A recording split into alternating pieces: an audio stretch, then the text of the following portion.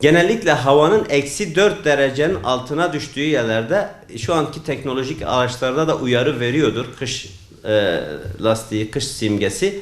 Kış lastiği frenlemeyi azaltan, özellikle yol tutuşunu çok olumlu etkileyen bir lastik. Kauçuğundan kaynaklı olarak yumuşak kalıyor kış lastiği.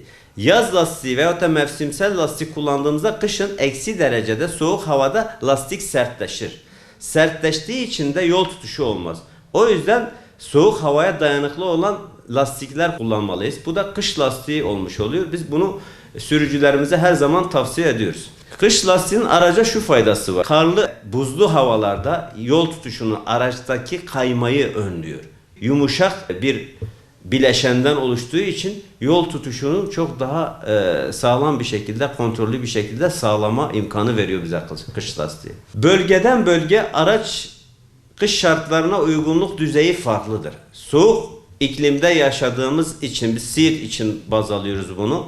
Bizim öncelikli olarak kışın antifrizimizi, yani aracın soğutma suyunu kontrol etmemiz lazım.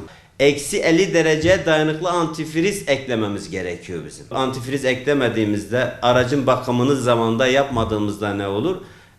Eksiye düşen hava o soğutma suyunu donduracağı için aracın radyatörüne, motoruna, her yerine zarar verir, bloklarda çatlamalar oluşturur. Kışa girmeden önce aracımızın antifrizini kontrol etmeliyiz. Hava filtrelerini, yakıt filtrelerini, polen filtrelerini, bu tür bakımların hepsini yapmamız gerekiyor. Araç kış bakımını yaparken biz özellikle şunu öneriyoruz sürücülerimize. Bakım yaptığınız ustanın sürekli çalıştığınız bir kişi olması gerekiyor. O usta da aracımıza hakim olacağı için tabii ki aracın başında biz kontrolleri ustayla beraber yapabilirsek çok iyi olur. Bize ekonomik olarak da faydası olur bunun. Çünkü hem kendiniz aracı tanımış olursunuz. Neler yapılıyor, neler yapılmıyor. Hem de bir yolda kaldığınız zaman, bir arızayla karşılaştığınız zaman bu yaptığınız bakımları öğrendiğiniz için hangi konuda eksiğinizin olduğunu siz kendiniz de tespit edebiliyorsunuz. Bakımı zamanında yapılan bir aracın maddi olarak bize olumlu katkıları olur her zaman. İşte dediğim gibi en basiti lastiklerin havası yerinde değilse veyahut da lastikler sağa sola kaçıyorsa ne olur? Kaza yapma oranımız artar. Onun dışında yakıt tüketimimiz artar. Onun dışında aracın yağ tüketimi artar. Onun dışında araç zorlandığı için araç filtreleri daha çabuk kirlenir. Bunları biz dikkate aldığımızda daha iyi bir sürücü oluruz. Cebimizden de daha az para çıkmış olur. Araç bakımlarında küçük düzenli bir masraftan kaçayım derken büyük bir masrafa maruz kalabiliriz.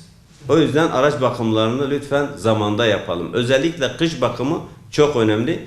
Muhakkak antifriz ölçümünü yaptıralım. Şu kılcal damar yol tutuşu sağlayan bu kanallardır abi. Yol tutuşu sağlayan.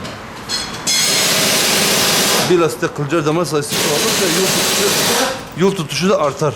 Işık lastikte ideal desibel önemlidir abi.